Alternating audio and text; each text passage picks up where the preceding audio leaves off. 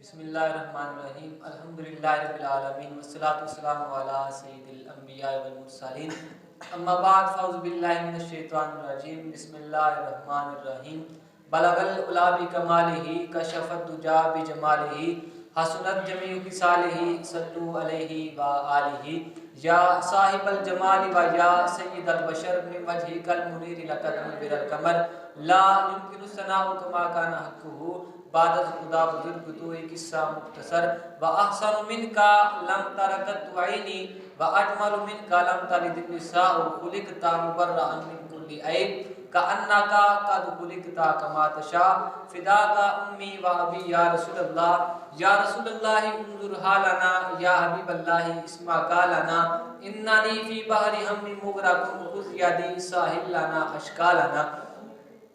آج کا ہمارا پروگرام ماہ رمضان مبارک کی خصوصی نشریات بہار رمضان جو کہ آپ دیکھ رہے ہیں PNC 24 پر، آپ کا میزبان مظہر فاروق اتاری، اور آج کے ہمارے مہمان جناب محترم مہمان خصوصی حضرت علامہ مولانا مدثر اقبال اتاری مدنی صاحب، اور آج کے ہمارے مہمان سناکان بہت ہی مشہور و معروف شخصیت عالمی شہرت یافتہ سناکان محمد نعمان کوکب اتاری مدنی صاحب کی تشریف فرما ہے، اور ہماری اس بزم کے خصوصی مہمان سناکان حافظ محسن علی جلالی صاحب بھی تشریف فرما ہے۔ تو ناظرین، ماہ رمضان مبارک کا برکتوں والا مہینہ، رحمتوں والا مہینہ اپنی بہاریں جو ہے وہ لٹا رہا ہے۔ ماہ رمضان مبارک میں جو ہے وہ اہم مسائل بھی ہوتے ہیں، اس میں زکوٰۃ فطرانہ اس حوالے سے بھی موضوع چلتا ہے، اور آج کا ہمارا جو موضوع ہے وہ زکوٰۃ کے مسائل پر گفتگو ہوگی۔ اس سے پہلے میں اپنے مہمان شناکان کی طرف بڑھتا ہوں۔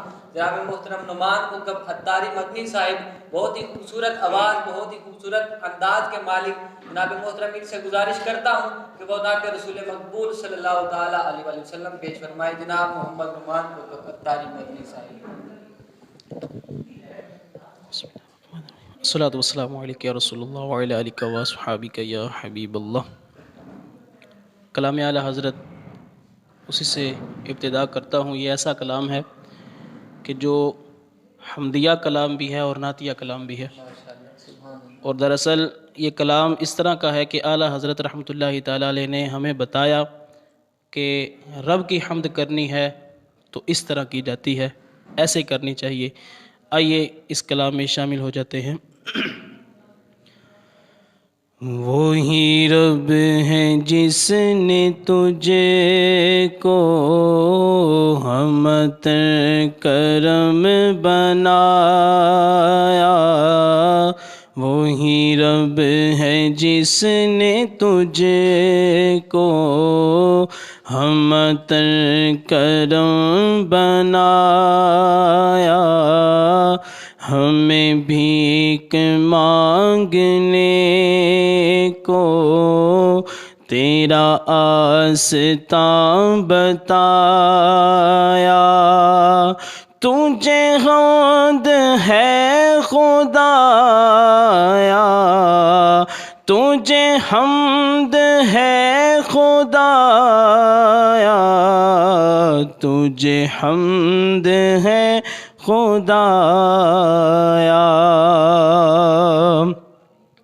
اور تمہیں حاکم برایا، تمہیں قاسم عطایا،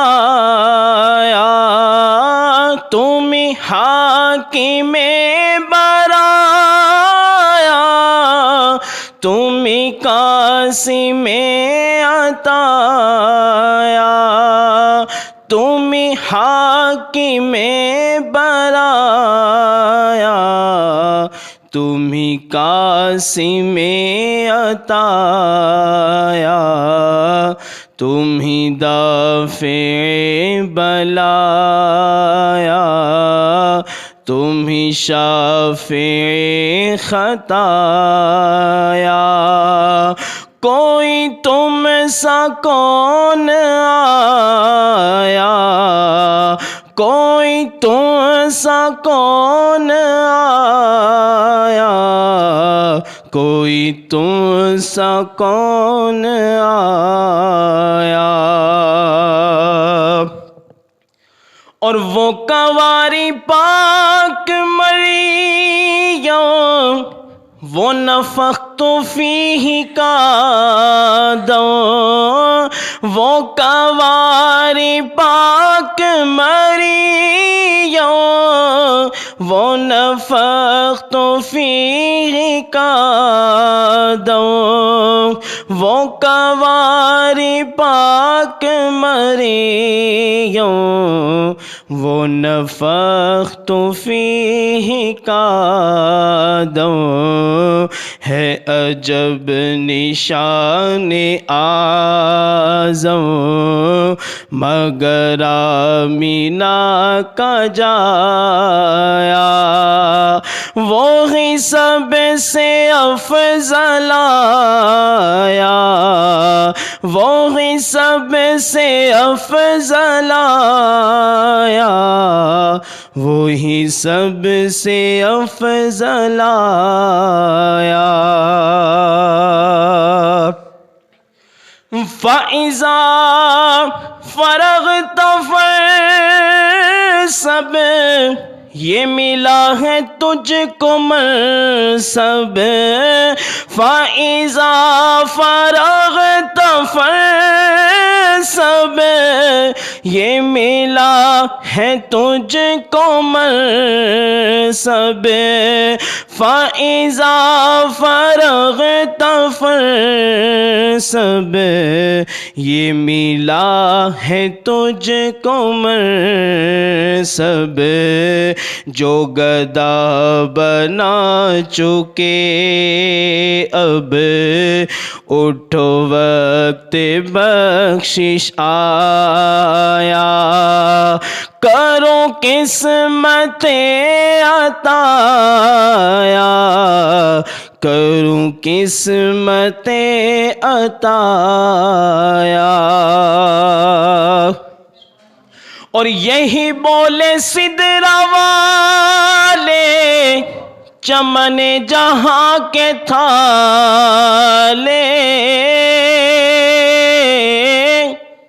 حضرت جبریل علیہ السلام آپ نے ایک دفعہ جب نبی پاک علیہ السلام کی بارگاہ میں حاضر ہوئے تو آقا علیہ السلام نے ارشاد فرمایا کہ اے جبریل سارے نبیوں کے پاس تم گئے سارے نبیوں کے تم امتی رہے ہو ان کے صحابی رہے ہو تو بتاؤ جیسا ہم کو پایا کیا کسی اور نبی کو بھی پایا کیا جیسا ہم کو دیکھا کسی اور نبی کو بھی ایسا دیکھا تو اب جبریل امین علیہ السلام نے جو جواب دیا وہ اعلیٰ حضرت نے اپنے اس شعر کے اندر لکھا کیا فرماتے ہیں جبریل علیہ السلام سدرہ والے ہیں ان کو سدرہ والا کہا جاتا ہے تو وہ سدرہ والے کیا عرض کرتے ہیں آقا علیہ السلام کی بارگاہ میں کہ یہی بولے سدرہ والے چمن جہاں کے تھالے یہی بولے سدرہ والے چمن جہاں کے تھالے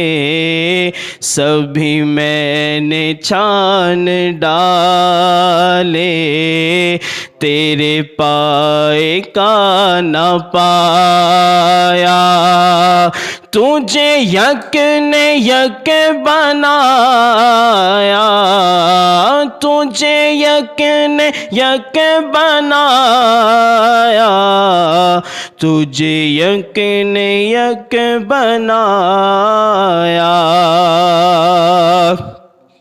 اور ارے اے خدا کے بندو کوئی میرے دل کو ڈھونڈو ارے اے خدا کے بندو کوئی میرے دل کو ڈھونڈو ارے اے خدا کے بندو کوئی میرے دل کو ڈھونڈو میرے پاس تھا ابھی تو ابھی کیا ہوا خدایا نہ کوئی گیا نہ آیا نہ کوئی گیا نہ آیا نہ کوئی گیا نہ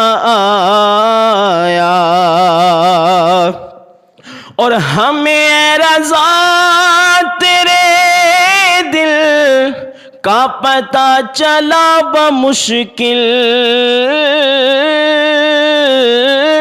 ہمیں رضا تیرے دل کا پتہ چلا بمشکل، ہمیں رضا تیرے دل کا پتہ چلا بمشکل،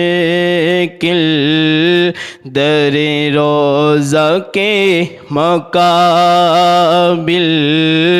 وہ ہمیں نظر تو آیا، یہ نہ پوچھ کیسا پایا، یہ نہ پوچھ کیسا پایا، یہ نہ پوچھ کیسا پایا۔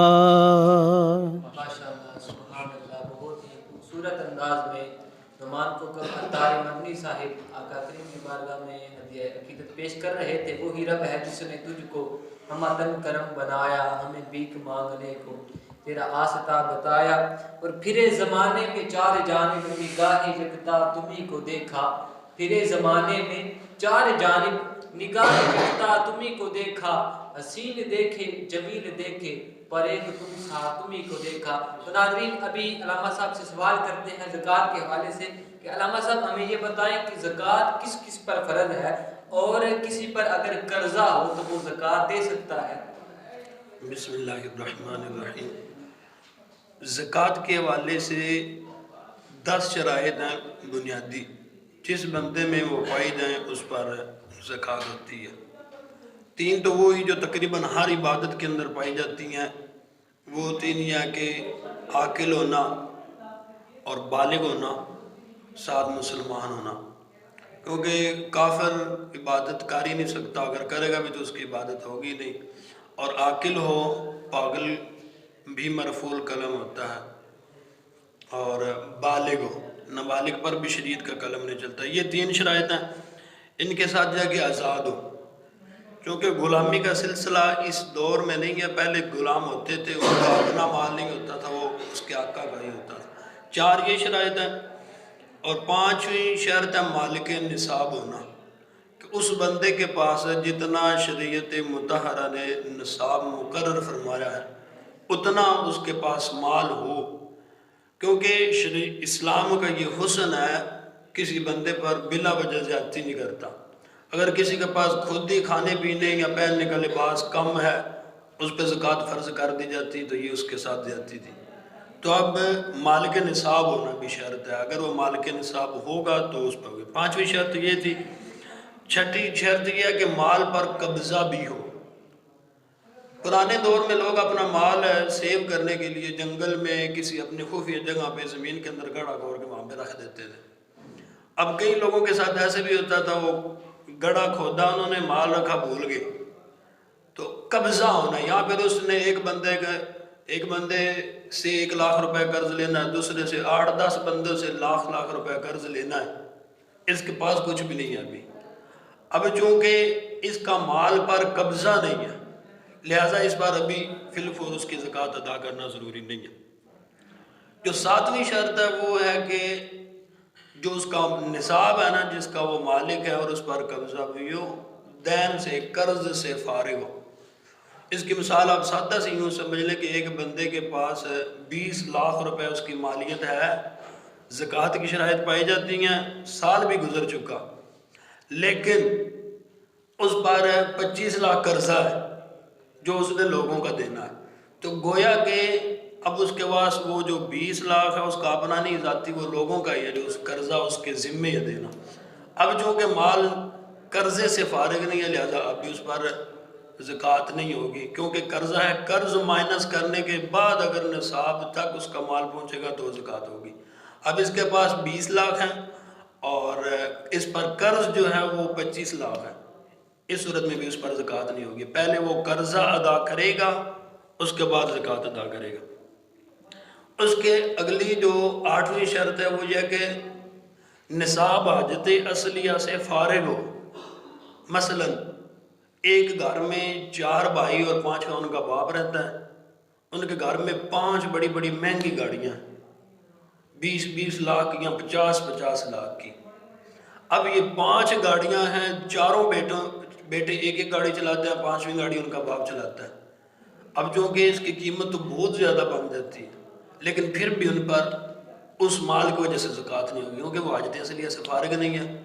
وہ اس کو اپنے استعمال میں لا رہے ہیں نا، استعمال کر رہے ہیں.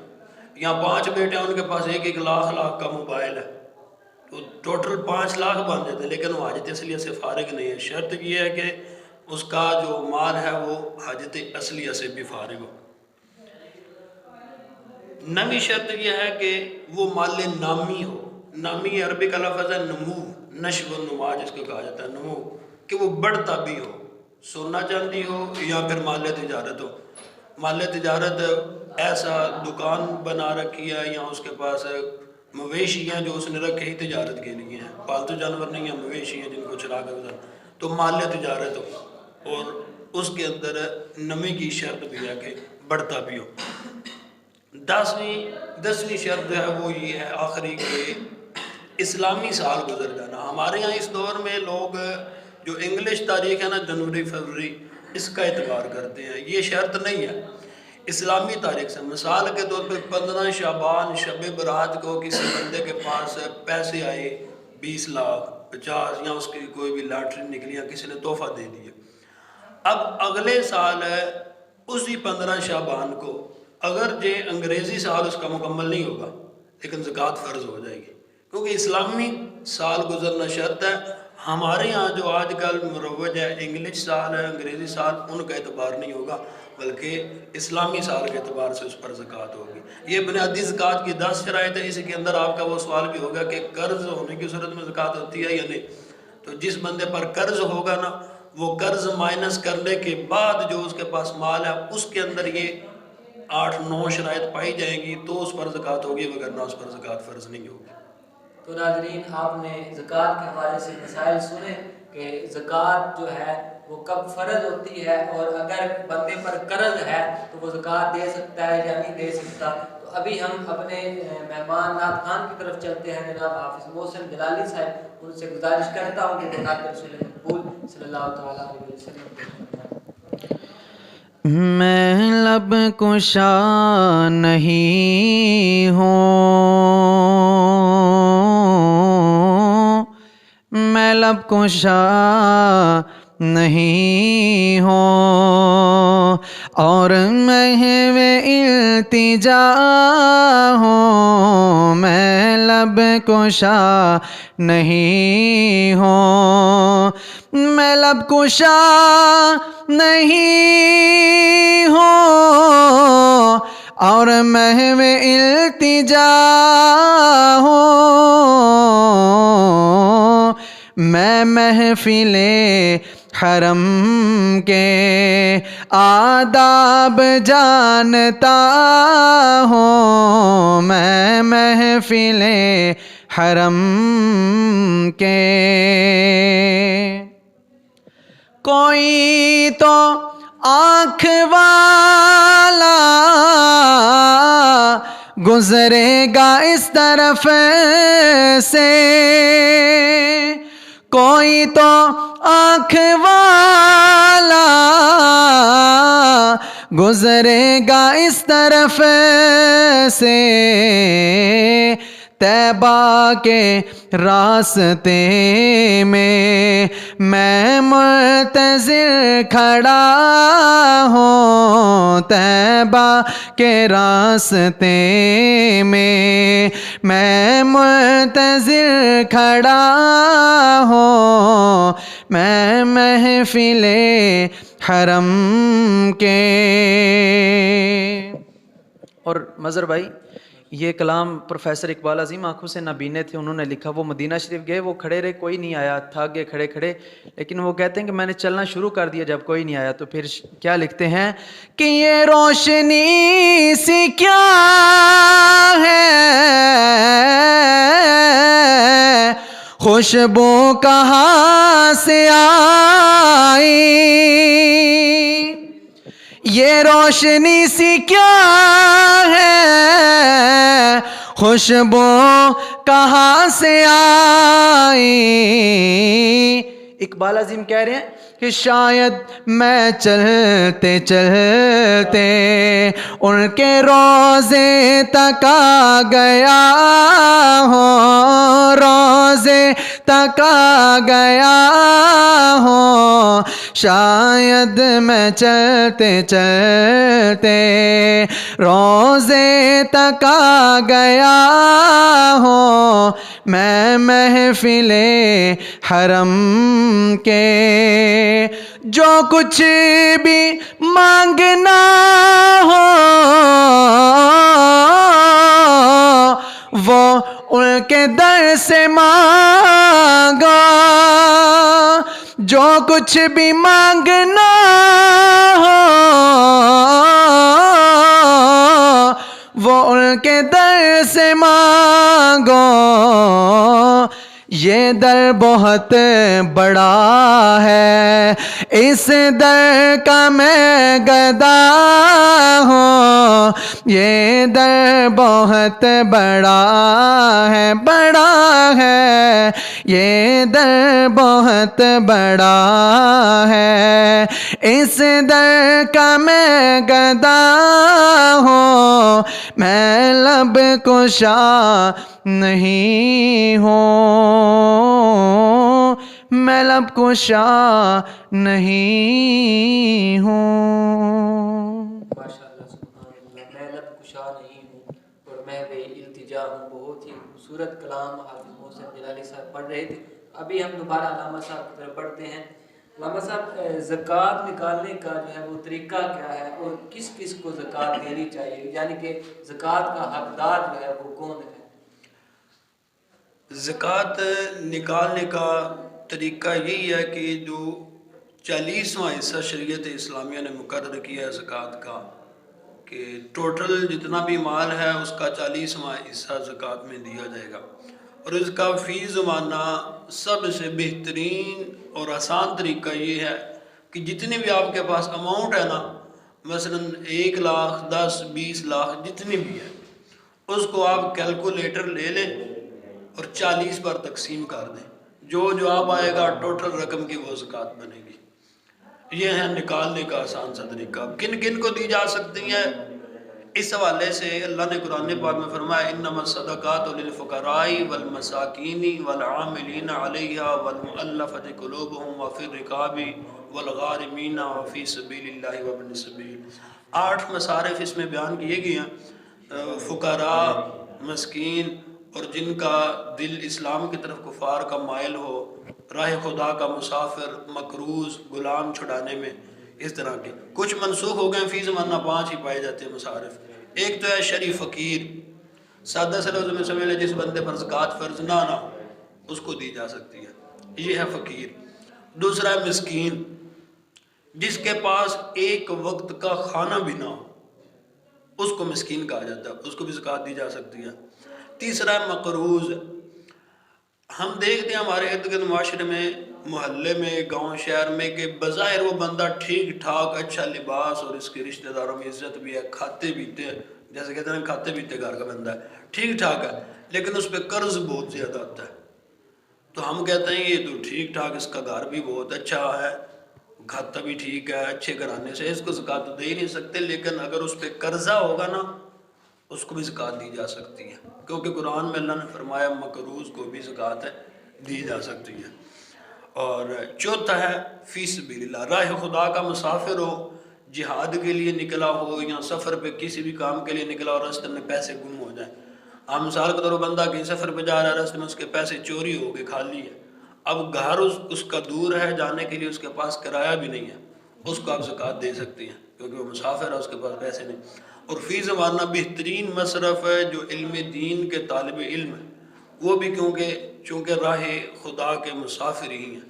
اگر ان کے پاس ان پر زکوٰۃ کی شرائط نہیں پائی جاتی تو ان کو میں یہ سمجھتا ہوں کہ فی زمانہ دینا سب سے زیادہ بہتر اور ثواب ہوگا، کیونکہ وہ دین کی خدمت کر رہی ہیں. کل کو دین کی خدمت کریں گے تو دینے والے کو بھی ثواب ہوگا. اور 8واں مسافر بھی اس کے اندر آ گیا. مسافر کہیں سفر کر رہا ہے، دور گیا، اب اس کو مجبوری بن گئی، پیسے گر گئے، چوری ہو گئی، اب اس کو زکوٰۃ ہم دے سکتے ہیں۔ یہ ہیں فی زمانہ 5 مصرف جن کو زکوٰۃ دی جا سکتی ہے۔ جی تو ناظرین آپ نے سنا کہ زکوٰۃ جو ہے وہ نکالنے کا طریقہ بھی سن لیا، اور اس کے بعد زکوٰۃ کن کن لوگوں کو دینی چاہیے اور کن کن لوگوں کو دے سکتے ہیں۔ تو ناظرین ابھی ہم اپنے مہمان شناخان کی طرف پڑھتے ہیں۔ میں سمجھتا ہوں کہ آج کی ہمارے جو ہمارے جتنے پروگرام ہوئے ہیں سب سے زیادہ خوش نصیبی اور خوش قسمتی ہمارے یہ پروگرام کی ہے کہ اس پروگرام میں ہمارے عالمی شہرت یافتہ شناخان نعمان کو قبطاری مدنی صاحب تشریف فرما ہے۔ تو ان سے گزارش کرتا ہوں کہ جناب رسول مقبول صلی اللہ تعالیٰ علیہ وسلم پیش فرمائیں کہ نعمان کو قبطاری مدنی صاحب۔ الصلاۃ والسلام علیکہ رسول اللہ وعلی آلہ وصحبہ یا حبیب اللہ۔ جی مظہر بھائی، یہ کلام پہلے کلام اعلیٰ حضرت آپ نے سنا، ابھی انہی کے شہزادے مولانا عبد المصطفیٰ خان نوری رحمۃ اللہ تعالیٰ علیہ آپ کا لکھا ہوا بہت ہی پیارا کلام آنکھوں کے حوالے سے، دیدار مصطفیٰ کے حوالے سے، آئیے یہ کلام سنتے ہیں۔ کچھ ایسا کر دے میرے کردگار آنکھوں میں،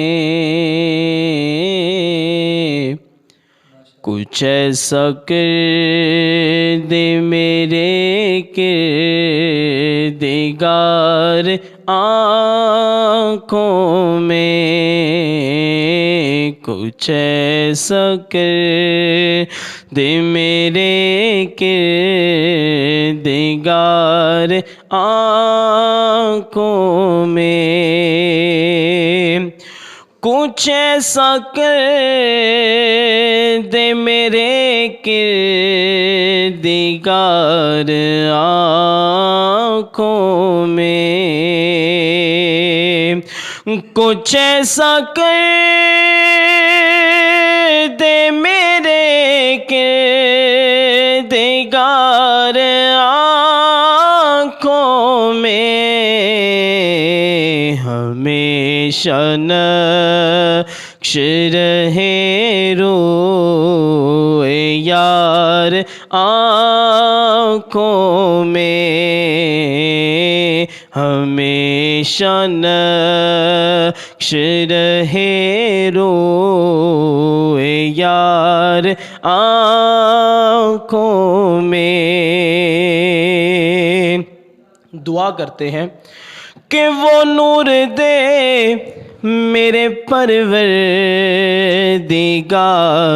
آنکھوں میں، وہ نور دے میرے پروردگار آنکھوں میں، کہ جلوہ گر رہے رخ کی بہار آنکھوں میں، کہ جلوہ گر رہے رخ کی بہار آنکھوں میں۔ جب یہ دعا کی تو آپ کی دعا قبول ہوئی۔ اگلا شعر آپ نے لکھا کہ بسا ہوا ہے کوئی گل عذار آنکھوں میں،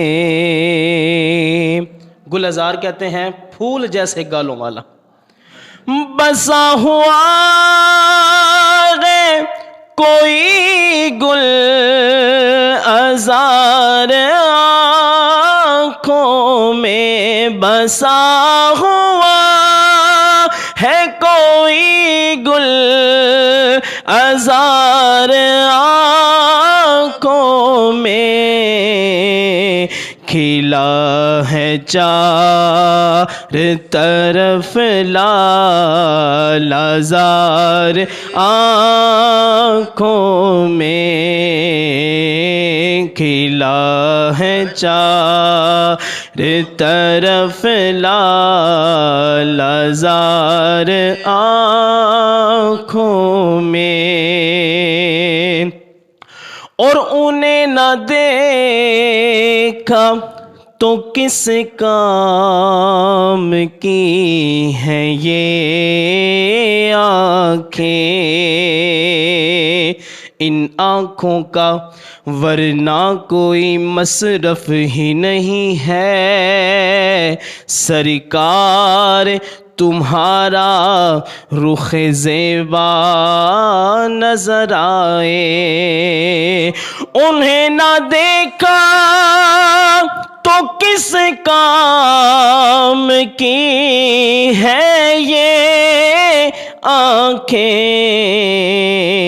کہ دیکھنے کی ہے ساری بہار آنکھوں میں، کہ دیکھنے کی ہے ساری بہار آنکھوں میں، کی نہ کیتا یار نے ایک یار واسطے، رب محفلاں سجائیاں نے سرکار واسطے، اور دل یاد لئی بنایا ہے تعریف لئی زبان، اے اکھیاں بنایاں سوہنے دے دیدار واسطے، بھیروں نے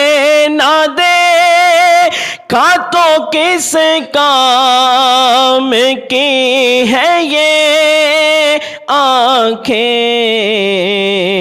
کہ دیکھنے کی ہے ساری بہار آنکھوں میں،